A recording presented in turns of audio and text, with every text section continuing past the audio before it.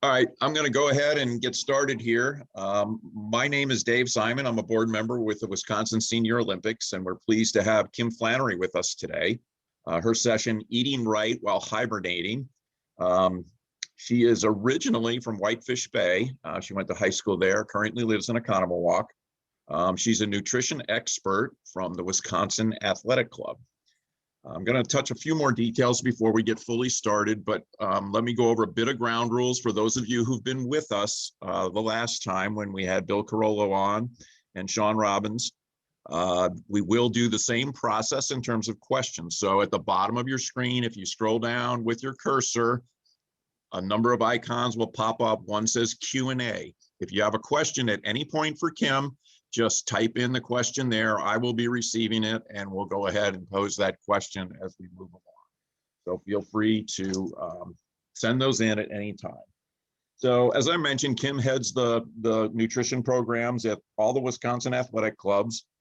She'll be discussing eating right when it's more challenging, like we're facing now with both COVID and the winter months. You're kind of enclosed and haven't been able to get outside. She also will emphasize sensible eating recommendations, everything from trendy eating fads, so you can establish an appropriate eating regime targeted to your individual needs. She's also going to talk about behavioral challenges, and I think this is going to be something that's a lot of fun for us to hear. We all face that when we consume sometimes the improper foods, hopefully mostly the proper foods. So she'll discuss that, how to avoid cravings, and how they might get in the way of your fitness course. So please welcome Kim, and as I said, send those questions into the Q&A chat, Q&A bar down at the bottom, and go ahead, Kim. Thanks, Dave. Yeah, I'll just kind of itemize the things that the key points I'm going to cover. You pretty much covered them. I'm going to look at why has it been so hard? I know it's hard in the winter, and why is it extra hard now? What are the reasons, the basic, what I would call maybe choice components, why we choose to eat at certain times and what we might choose, and healthier ways of doing that. So we're going to look at all of that and how habits versus choices play a big role in all of this, and how can we change our habits. I would encourage everybody to keep a very, what I would say, a gray mindset instead of black and white, because a lot of times I do nutrition talks and people have done a lot of Google searching and they know a lot of what they've read, but it just seems to confuse people more. And so the more that you're able to maybe just flush out what you think you know and come in with an open mind and know that you're not going to leave at the end of this talk knowing, okay, I know exactly what to eat. You're all different. And that's in all of the ways we're going to talk about. You're different behaviorally, you're different in your food choices, you're different in your body. And so we're going to talk about that, but just keep an open mind. And at the end of this, my goal for all of you would be that you're just very open to observing your body and your mind, and watching what kinds of foods work for your body, and maybe what kinds of behaviors work for your mind, and keeping you from over obsessing about all of this, which I see in a lot of my clients. So with that in mind, let's get a start. We're going to start with, well, why is this so hard? And Dave mentioned already, we're coming off of a winter, and it was hard, but we had that really long cold spell. And for me, that just kind of left like a real feeling that the whole winter was really cold, because that was hard to get through. And winter in general is hard, but now we're cooped up more because we can't go out to eat as much. The weather's getting better, so thank goodness we'll maybe be able to eat outside, but we haven't been encouraged to go to restaurants. We haven't been even really encouraged to go to the gym. The WAC has been open, but our membership has been down. We're starting to pick up now. So there are opportunities for staying fit and eating well have been limited. And a lot of that is psychological. Just I think COVID made it worse because normally in winter, most of us get some degree of that, gee, it's dark outside, the seasonal affective disorder thing. Doesn't have to be like clinically diagnosable to feel it. Just to feel like, gee, I'm tired of it being dark every day and I want to get outside. So that complicates things. Then add on to that the stress of lots of people losing jobs, maybe people in your family or people that are close to you getting COVID and getting sick. So there's all of that emotional stuff going on too. And food is there. If you're stuck in your house, there's easy access to food.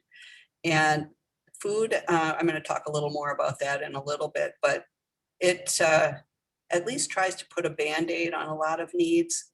And so that can be really tough for people. My personal thing with being in the house with food is it's also a great procrastination tool. So if you don't want to do something, I mean, one of my clients once told me, we were talking about boredom eating, and she said, it's not really boredom. It's more like, I don't want to do that stuff that I know I have to do. And I mean, who in their house can look around and say, I haven't a thing to do, but it's just, you may not want to do that. So anyway, that's so why, what was that? That's so true. So true, yes. So let's move ahead with why we do eat. And recently I've explained this so many times that I took pen and paper and just drew out, you can call it Kim's pyramid. It's the why we eat pyramid. And I drafted it up in a way where it shows how ideally we would like to make our food choices, what we would like to base them on. And the base of the pyramid, if you can visualize like a big solid base, like maybe at least, maybe like I would say half of the pyramid, that bottom part is based on your physical needs. So your physical body. If you were a machine, what kind of pellets with nutrition would you shoot in there? It looks at how to keep your body from being too hungry and how to keep your body healthy and fit. And there's theoretically, there could be a perfect formula for your body. And we're going to get to the mind in a minute, but that's why it's only half the pyramid. There's more to it than that with human beings. So we've got this big chunk of the pyramid that ideally we're choosing foods that meet our own personal needs for nutrition and hunger satisfaction.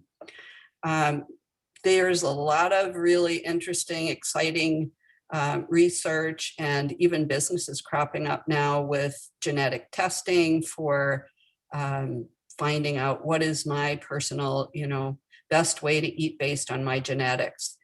And it still comes down to, you're a human being. First of all, those genetic tests aren't, in my opinion, developed enough to really be completely accurate yet. I don't think the science is there quite yet, but it will be. I believe that it will be, but that won't be like, gee, now we've solved the problem, because you're still human, and we're going to get to that. But here's the part where I'm sure a lot of the people listening have done a lot of Google searches on, I don't know, I can name a lot of Google searches that probably some of you have done. Paleo, intermittent fasting, keto. Maybe some people are looking into vegetarian eating or vegan lifestyle.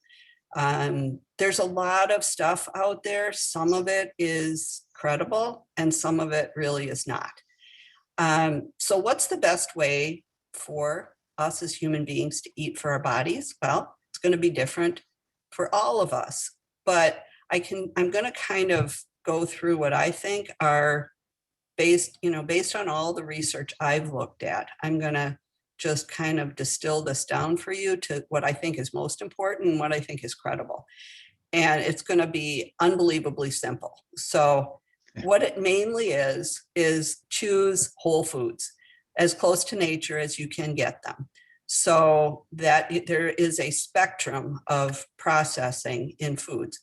And so it isn't like there's a processed food and there's an unprocessed food. There's all sorts of things in between. You might think of it as like on one end, you've got an apple that's organic and you just picked it from a tree and you eat it right away. On the other end is probably something like a Twinkie. That's been, I heard somewhere that you could put a Twinkie away for 100 years and you could still open it. It wouldn't have any mold on it or anything. So that would clearly be way on the other end. So in between is really actually most of the food we eat. So eating minimally processed foods, I would say, is number one. As far as what types of foods, like how much carb, the macros, as people call them, carbs, fats, proteins, that is not going to just be a choice based on your body. It's going to also be a choice based on your lifestyle and all sorts of other things. Physical considerations would be like, how well do certain foods fill you up? So you might have health situations that you're dealing with, things you maybe have inherited from your family, like heart disease, and that may also affect your food choices a little bit.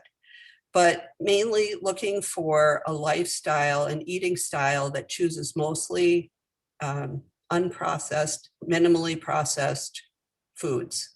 The other thing I would say is, unless you have some really unusual situation, some medical reason, I would say everybody should lean a little bit more plant-based. In other words, you don't have to give up your steak.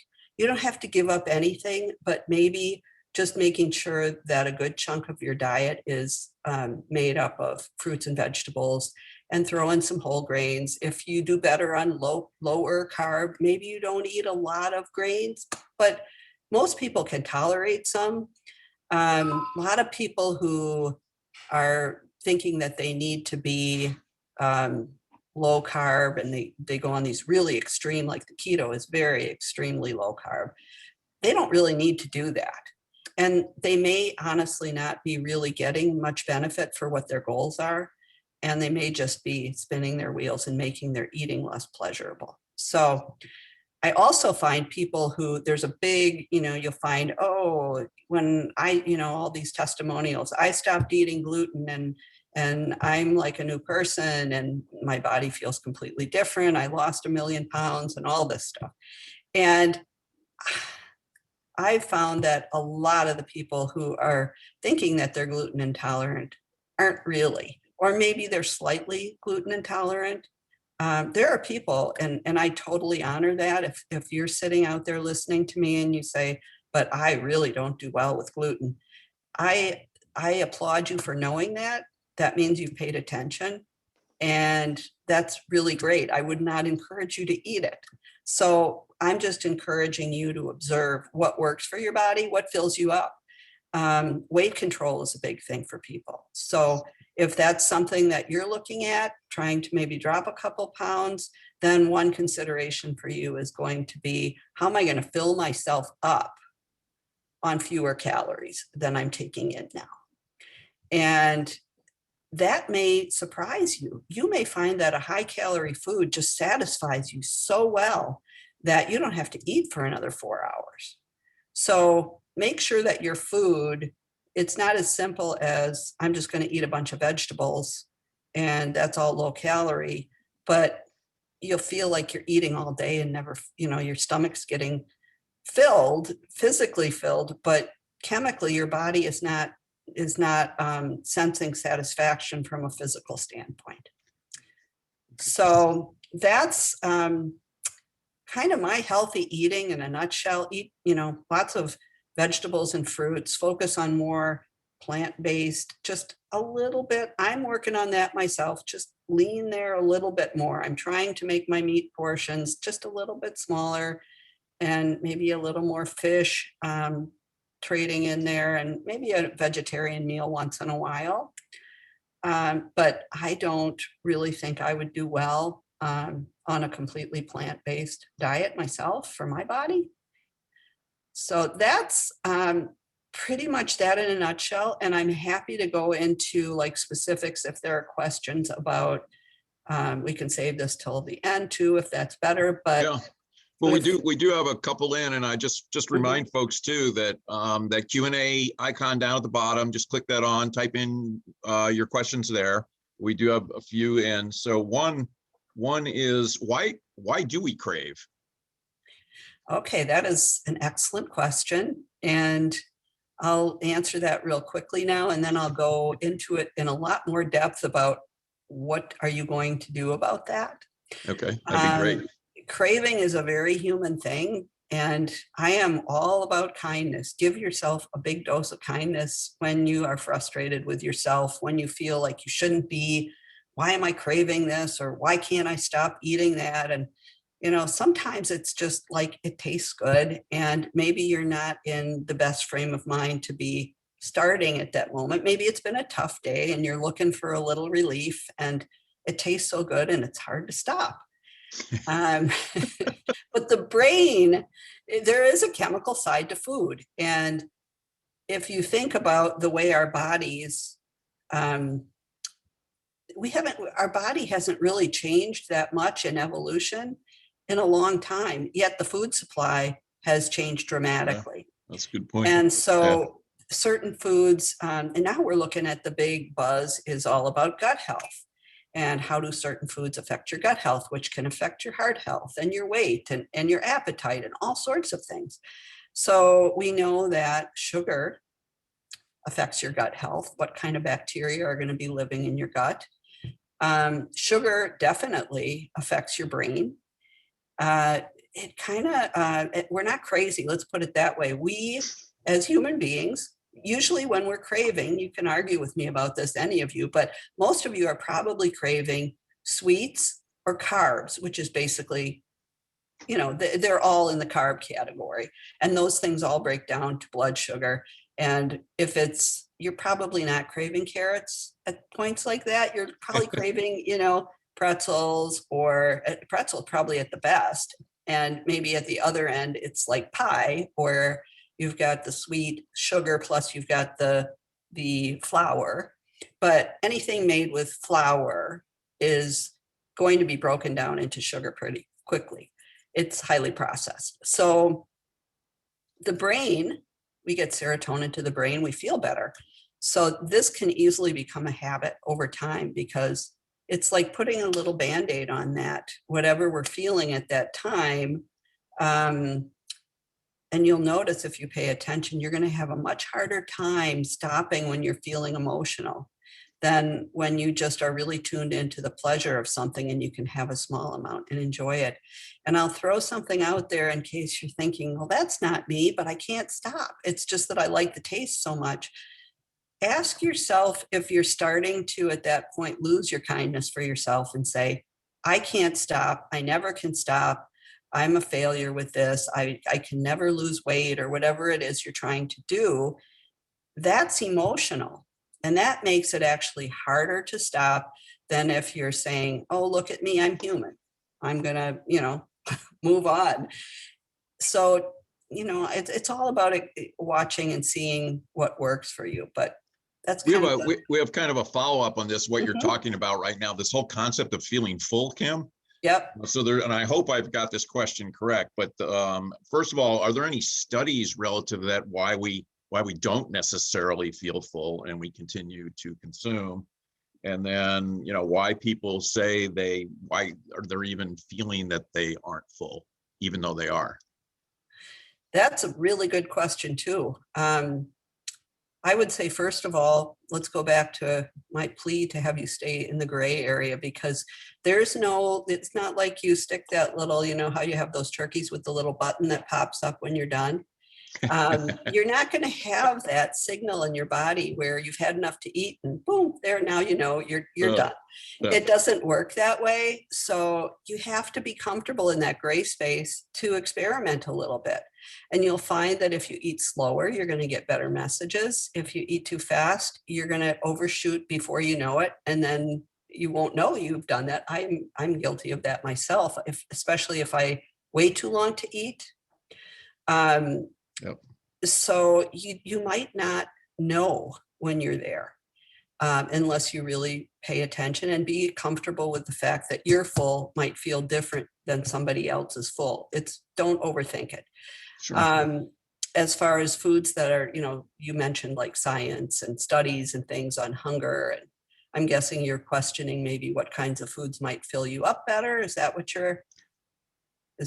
I don't know if the individual, I think Sandy, you're the one who sent the question in. If you want to elaborate in the Q&A, I'll follow up with Kim on it in terms of what she just posed to you there. And while you're doing that, I can just talk about that because there are studies that, and if this isn't you, then don't think there's something wrong with you. But when they study groups of people, it's just groups of people. It might not be true for everyone, but a lot of people find that if they're not getting enough protein for them, that protein is filling. And we also find that if you have a diet with like no fat, a lot of people will find that that's not satisfying either.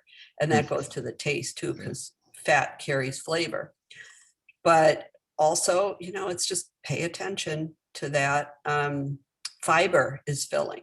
So in general, if you're eating a high fiber diet, which I go back to the eating more, natural fruits and vegetables, those are high fiber foods. Beans are awesome. Like I'm talking about the dried kind that you buy in a can or you cook them yourself from dry. And there's so many different kinds, but they're really high in fiber. They're filling, they're high in protein. Beans are an awesome food for hunger for a lot of people. For me, they're really, really good. Beyond that, it kind of goes into the flavor side too, and you're going to feel unsatisfied. And sometimes it's hard to separate those two. You might feel like you're not done, but that might get to the point where, Dave, you were saying you're really not hungry, but you think you are, kind of thing. It might be that I just need that little taste of something, or I had no pleasure in that meal. It was just fuel. Yeah. I've, it's interesting to your point there, Kim, but I go through my cravings. Everyone does, as you point out. And two of the things that I use, and I'll munch on these sometimes before dinner, are radishes, which I love, and I hope are reasonably okay. It's root vegetables stuff, and they have great flavor. And peanuts. They a little bit of fat in the peanuts, but again, it's there on the the nut side. And rather than, and I think this because you know me personally, but M&Ms, I'll just hammer M&Ms. And I won't do that before dinner. I'll do that afterwards. But are there any others that you could think stuff? So I've picked two for myself. Anything that you found for yourself or your clients have found that work for that munchy kind of thing? You mean when you're not really hungry? Let's just say you're cooking dinner and you're trying to eat everything right before dinner, or it's after dinner and you go, I still want something to kind of munch on. It's almost more of it's the craving thing, and it's keeping your mouth going or whatever, and then so right. And that I'll answer that real quickly, and then it's probably a good lead into this next part, unless there are other questions about the physical side of this, but. I think some good, on the really, if you want to say the really healthy end, if it works for you, those little baby carrots are crunchy and, sometimes I can get away with that, kind of like your radishes. We like radishes too. I like, any kind of raw vegetable that you can crunch on is going to be probably right up there with the best things you can choose for health, but that may not answer the call for what you're looking for. Peanuts are another one I like. And here's my tip. I buy them in the shell. So I have to shell them. It takes a little time. It's a little more mindful. That's a good point. It's a little more mindful process. I do the same thing. I love it. And the one thing I like about winter is that the nuts in the shell come out in the stores. so I can get my little nutcracker and crack open walnuts and stuff. And you got to dig them out. It takes a little time. And it really keeps me mindful. Otherwise, if and especially you mentioned like after dinner, I can't tell you how many people struggle with those cravings that become habits, which we're going to talk about the habits of it, how these things, cravings can solve that, kind of put a Band-Aid on feelings, and then we find ourselves choosing them out of habit without even thinking. TV is a big thing for that. So it takes you from, it just takes it to much more mindless. And all of a sudden people have this trigger where the TV goes on and they grab for something to munch on. So that's something to just, not that you can't do it, but my whole purpose with when I work with people and for myself and for anyone who's, you know, like all of us human, is to take things away from being such a habit and turn them into more of a choice, a conscious choice. And that's really, I'm not looking, we were joking earlier about, you know, taking food away or judging people for what they're eating. That's not at all what I'm about. It's about giving people a choice. It's like, there's nothing I'm going to tell you you can't have or how much you can have of it. But I want you to be mindful about your choices so that you don't feel like you're getting, you know, the short end of the stick. You didn't really enjoy it. It just, you know, you find yourself at the bottom of the chip bag and you're thinking, how'd I get there? And you don't even remember enjoying it. So it's just, that's and we all know what that's like. And so that kind of leads into the other reasons we eat, which if we go back to that pyramid of mine, we've got this massive solid base of feeding our, you know, physical needs. And then we've got this midsection that's, it's still, you know, sizable. And then we've got the little tiny triangle at the top, like the pyramid we know for the like foods that we eat. And whereas the bottom, that physical part, I mentioned all those healthy foods, less processed foods, those are ideal. As we move up, we've got pleasure in the middle there. And is pleasure a terrible reason to eat? I certainly don't think so. I think if we pretend it doesn't exist, we end up just like trying to focus our eating on that bottom part of the pyramid on our physical body. And we're not just a physical body. That's why so many diets fail. Because it's like, here's what you need to do. Don't ever do this all the time. And what's wrong with you if you can't follow it because you get it in your head that everybody else can. And the point is, no, it doesn't work. So you can't just pretend that we don't care what we taste in our food or that we don't have emotions. So the middle part, that pleasure, you know, embrace it. It's a good thing. It can help you eat better. There's nothing wrong with sometimes here. That's the thing, you know, always meet your physical needs. Sometimes throw some pleasure in. And I would say at least once a day, think about it. Make sure you're enjoying your food. It doesn't mean you have to eat junk if you don't want to. It's just make your food taste good. You know, throw some seasonings on it, maybe a little butter on your vegetables. It's not going to be the end of the world.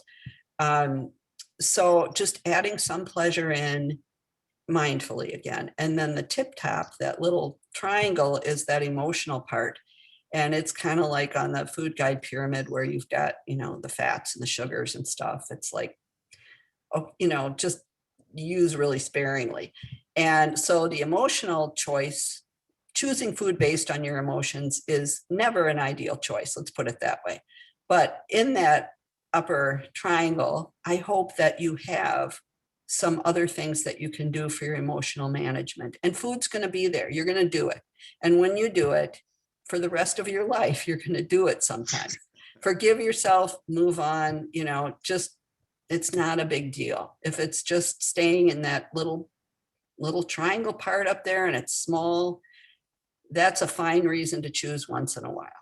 Just forget it. the pleasure part, that I think we do need, and that can thoughtfully be put in with foods, like spicing up your food, your healthy food, or by having like a treat, just by having, like we talked about, ice cream. That's something, nobody's taking my ice cream away from me. So occasionally I'm going to have, and it's not maybe even going to be the half a cup serving size. It might be bigger, but I just need that sometimes. Sure.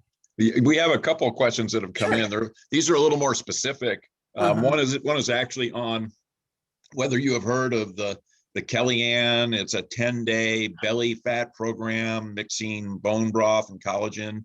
Have you heard of it? And if so, do you have any opinion on it? I do not know the specifics of that particular plan. I have, heard about the bone broth thing. I'm guessing that this is a weight control plan. Most of them are. Yeah. I can tell you that I have not seen a single one that won't work, but it's short term. Yeah. So I would expect, it sounds kind of like it might even have a fasting phase to it, or a semi-fasting phase. Maybe there's a phase, and I don't know if the person who asked the question wants to, give more details about that, but it kind of sounds to me like maybe there's a phase where you're having a lot of this bone broth, because bone broth doesn't have a lot of calories. And so I would go back to, first of all, keep it simple. There's no magic out there. There really is not magic. And I mentioned a couple of different diet plans that are really high on people's question list. And one of them right now is intermittent fasting. One is keto. We've still, paleo's been around for a while, but that one's still going around. They will work for as long as you can keep doing what they're asking you to do. And I have not yet seen anyone who has made a lifestyle. Paleo, I guess you could argue, maybe some people could make a lifestyle of that, because it doesn't cut out as much stuff as like keto cuts out a ton of stuff. Intermittent fasting, for those of you who aren't familiar, it just basically manipulates the amount of time that you spend eating by either containing the number of hours you eat in a day, or by limiting the number of days in a week that you eat. And so that's going to work as long as you can do that. But these things I haven't seen people do these extreme things and have them keep the weight off. And in fact, I have a big caution sign for everybody who's trying to lose weight with some kind of fad diet, because it plays with your mind, and you may not even know it's happening. But this dieting mentality that so many of my clients have, that they've been dieting their whole lives, off and on, and it's the roller coaster of weight up and down, and the eating habits are up and down.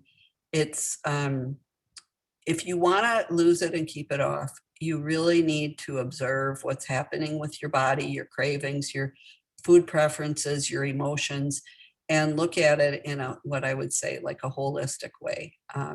And it involves, the solutions are not, they're not black and white. They're much more gray. And it goes to what I can cover now, the whole habit versus choice thing. When you do that, whole dieting cycle thing can become a habit in itself on a bigger scale. Like, I diet for as long as I can stand it, and then I blow up my eating, for however long. Some people might have like a 6-week dieting phase, and then it blows up for a month, and then they go back on, and that becomes a habit. It's like, I can't do it anymore. So what I do next is not eat like a normal person. It's I go crazy. And then when I go crazy, then I feel guilty. So I go back on another diet. And that becomes a habit. So for healthy, psychological outlook on eating, I think we need to look at the whole picture, the whole pyramid, the physical side of it, balance it with the pleasure needs, and then, be forgiving and kind with yourself about that emotional part and ride with it a little bit. Don't beat yourself up. It only makes things worse. Watch your behaviors and see if I'm right. Yeah. I'd rather have you watch that, but it's that whole thing of I blew it, it doesn't matter anymore, which is such a brain trick that we know is not, it's not effective. But I know one of my clients say the best things, but she said, if you popped one of your, if one of your tires went flat, would you go around and pop the other three? It's ridiculous that we just forget all the things we've done because we Yeah. had one little human lapse. It's Yeah. a little kindness goes a long way. That's good. The other specific one is this comes from a female runner. She's 50 plus and hearing mixed information regarding carbs versus protein and how it affects metabolism. She's trying, if you're trying to maintain / lose weight, which is the better focus, do you feel? High carb or low carb, you're saying? The question was regarding carbs versus protein and metabolism. So I don't know whether she's posing it as a total either or, but if discussing carbs versus protein in terms Sure. of being a runner and staying in shape, and Sure. it doesn't say marathon runner or sprinter. I'm going to guess more of a distance runner because that's where you eat the carbs to make sure you have the extra storage capacity there for a longer run. Right, and that's something that you do need to consider because you'll hit that wall a lot if you don't have fuel. So carbs are your fuel source. They fuel your muscles. And if you're a distance runner in particular, you're probably going to need a fairly high percentage of your calories from carb. Protein's important, and I can say this for almost everyone, especially people who work out in the gym. And in particular, I don't normally like to generalize too much, but guys in the gym who are trying to get big and build muscle, a lot of the information that you find on the internet about building muscle is it tells people to eat this tremendous amount of protein. And you might be thinking, well, what's a tremendous amount of protein? Well, a lot of these like muscle building sites will say that in order to do that, ideally you want to get like a gram of protein for every pound of your body weight. Well, that's just way more than anybody needs for any purpose, just so you know. Yeah. It's a lot of protein. Probably for most people, about half or a little more than that is fine. And if you're trying to lose weight or build muscle, that extra protein is not really going to give you a whole lot of benefit after a certain point. If you want to have maybe split the difference there between 1/2 and 3/4 of your body weight in grams. But once you get up to a gram for every pound of your body weight, that I'm not even sure I can say that that's healthy. I don't think that it is. Okay. So for a runner, especially distance, I guess to summarize, a focus on good quality carbs and enough protein is probably the best strategy for most people. But I go back to experiment, try it out, see what happens. What would be a good time frame when you're saying experiment, try it out, like over a 3-month period, over 6 weeks? Gosh, I'm guessing that you could probably get some pretty good information in, even a couple weeks. You probably could see how you feel, how's your energy level. And probably with longer time, you'd be able to see, I know you mentioned weight loss was a part of this. You'd be able to see that, but that, weight loss, by the way, it takes a while for people to really see if it's working. Actually had a reminder lately of people coming to me and saying, well, you know, I weighed myself and I've been doing all of this and I'm still the same weight. And it's, weight, you're just weighing what you put on the scale, which is not just your body fat. And body fat is what people want to lose. When you weigh yourself, and the people who weigh themselves every day are setting themselves up for just this roller coaster of emotion, because you get on there, you may have had a little more sodium, salt in your diet the day before, you're holding more fluid. Fluid fluctuates a lot day to day. Fat stores aren't going to fluctuate by pounds a day. So if you're losing weight in a day, it's water. Yeah. So you have, I really encourage people, if you're trying to lose weight, don't weigh yourself every day. A week is a minimum amount of time to wait to see anything that's going to make any sense at all. For muscle gain, I'd say you're looking at probably months there to see, is your muscle mass, can you feel like a difference there? But Okay. yeah. Okay. What about one of the issues you touched on was psychological issues? Are there any, anything that jumps out that you've seen in working with your clients that here are the three big ones, or big issues, problems, you mean? Yeah, to people, obviously you could say you've talked about the virus for one, and in general, just winter and darkness and seasonal affective disorder, things like that. Any other issues that you see lead to cravings, overconsumption, not eating properly?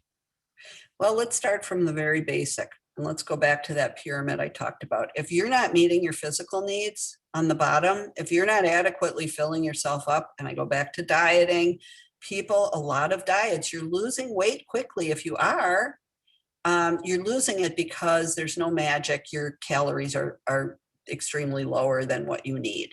And if you're not meeting those needs, it's going to be just a matter of time before you've got more cravings and more binges and all of that.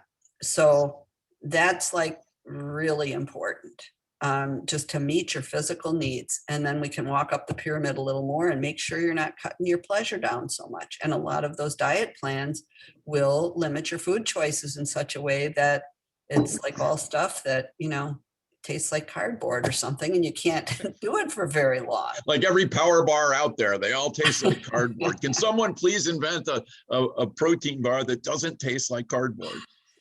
Yeah, and you can make some like little energy bites at home. There's all kinds of recipes on the internet, or make your own bars. But I'd say that's one that's the easiest in a theoretical way. But to make sure you're meeting your physical needs is really important. Sure. The rest of it is, I would look at, and I have a diagram that I drew out once too. If you can think of like everything in your life, your job, your relationships, your exercise, and everything, anything in your life, your pleasure activities and this and that, they're all these two-way arrows with eating going on, where eating will affect, like, let's just take one of my favorite examples, relationships.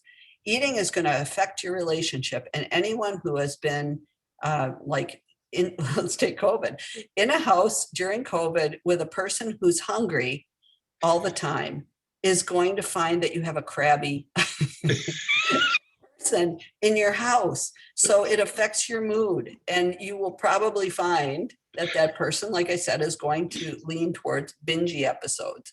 So that's psychological. And the same goes, it affects your eating.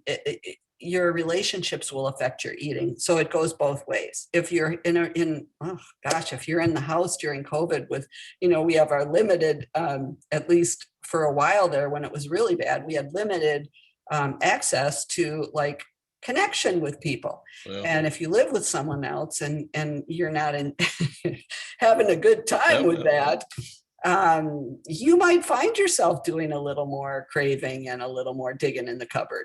So Sure. Anything, I guess that's my best answer, is anything that affects your emotional life is going to have the possibility, at least, of affecting how you eat. Sure. My mom had a great phrase, Kim, and it was the world would be a better place if people would eat when they were hungry and sleep when they were tired. That's And another one. if you Yep. think about those two things, Oh, and how yeah. simple they are, and like you got to work sometimes, you got to stay up, whatever, you're taking care of a baby, or you're tired, or you're Right. stressed, you're not sleeping when you want to or need to, and then the food issue of you need something, or you're tired, whatever, you're ready to eat, you don't, or the world would be a better place if people handled Right. those two things. Right. Exactly. Well, there's a kind of a follow-up, and you had mentioned TV as a trigger, which raised a bell for a Mhm. question, and just kind of go through that a little bit. I immediately, when you said that, and I realized I do it. I A get lot in of front of the people do TV it. screen, bring down a bag of potato chips, or it might be some goldfish or whatever. Not the real ones, but the little crackers. Right. So what causes that? Is it the sedentary element, or just what kicks into your brain that funnels into the eating? This is a perfect lead into how I can kind of pull this all together. Like if we're doing these things and we've got these habits that we don't want to continue, um, what can we do about that, with our human brains? And it goes to all of what I was saying, observe what's happening, and all of these things, any kind of trigger, by the way I would define a trigger, is that it's unconscious. So if you think, something that you're doing, it might not be the TV, but that's such an easy example because Yeah, so it many is. people do Yeah. it. So let's use that example.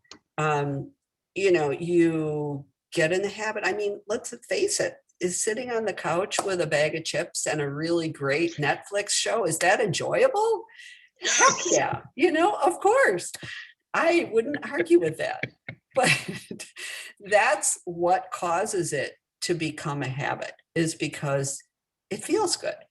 So we might, we probably can't even remember the first time that whatever your trigger is, TV or something else, when we started doing that. But it felt good. It solved some sort of need for us. It solved a problem, whatever. It soothed us.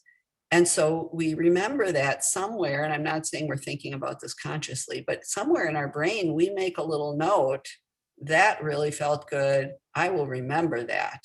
And next time I need to relax, or next time I need to feel better, I'm going to turn the TV on and get a bag of potato chips. And so the more you do that, you find that you can apply that to all kinds of things. You can get in a fight with somebody and all of a sudden the TV's on and you've got a bag of potato chips. So it is. And so watching yourself is like step number one. What can you do? You can watch those habits play out. I like to think of it as getting the flashlight out and shining it on your behavior so that you can see it, instead of doing it, basically in a mental darkness. You can see yourself walking through, and if you could actually, and it's not a bad exercise to get a piece of paper and map that out, because it's probably unbelievably similar every time you do it. Yep. You probably, if you used to, you probably always either get your food before you turn the TV on, or you get your food right after you turn it on. And whatever your pattern is, you probably do it like that every time. And then you sit there and you eat it. And then maybe your pattern is once that, hopefully your pattern is once that serving you've got there, maybe it's the whole bag.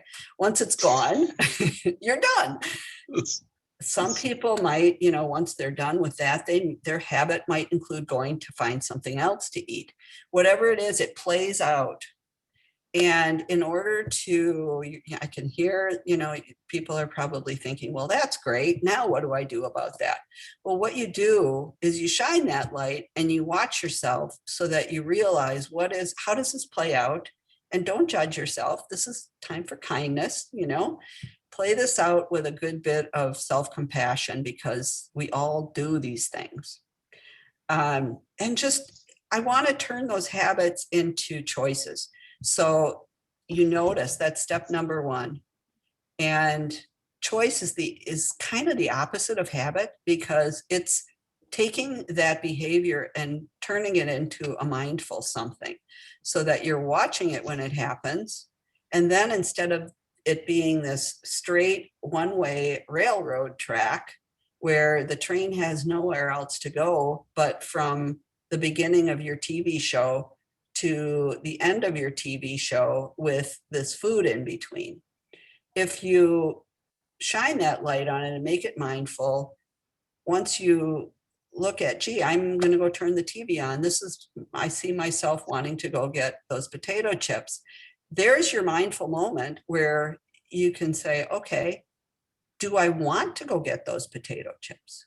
Or do I want to just sit there and watch the show for the sheer pleasure of the show? Or do I, like I knit, I could get my knitting, and I know Deb knits too. I'm going to knit while I'm watching TV. My hands are busy. I can't get in that potato chip bag. That's good. So all of a sudden, this one-way train track has a bunch of places where whoever is controlling it, which hopefully is you can shift that track and you can make a side track. And just know you're not going to do that every time. You might think, well, I did it once and now I can't do it anymore. If you do it once every 10 times, you're on your way. Yeah. You can rewire your brain. Yeah. I mean, that's essentially what you're getting at there. And I really like what you mentioned about getting even a piece of paper, writing it down, shining the spotlight on it. So, know, it triggered a follow-up, and that is, do you have any other techniques for, it's really a self-evaluation thing is what you're looking at, monitoring your behavior, understanding what your triggers are and why you're doing it. So have you found anything else that's successful in getting yourself to self-monitor, to actually get into that mindset? Maybe in a time where you're not like all agitated, you're in a stable state. That's a good time to maybe sit down and do a little mental reflection on, okay, I mean, we all overeat sometimes, and we all eat junk sometimes, what we would call, not food for nourishing our body. Let's put it that way. So if we just sit down in an unemotional time and maybe just make some notes, like, when are those things happening? And you'll probably find it has to do, triggers can be all kinds of things. So look out for things like activities like the TV, or like people. Sometimes people are triggers for us. It's like we're around people who just stress us out, and that can do it. And it might be a certain kind of food. And maybe, I mean, this is a big kind of a fallout from someone who's a chronic dieter, I would say, is like feelings we have about certain foods. Like if you've gone through years and years or decades, like I see people sometimes where, anything like chocolate, let's say chocolate is like a terrible food, and it's never been on, any of the plans you were trying to follow. And so you're bad when you eat that food, then chocolate is a trigger, because once you have a bite of chocolate, you're probably beating yourself up and you're off to the races if you don't shine that light on that behavior. Because that's where it's like, I blew it, I'm terrible, it doesn't matter anymore. What's the difference between one bite of chocolate and this whole box? So it could be a food.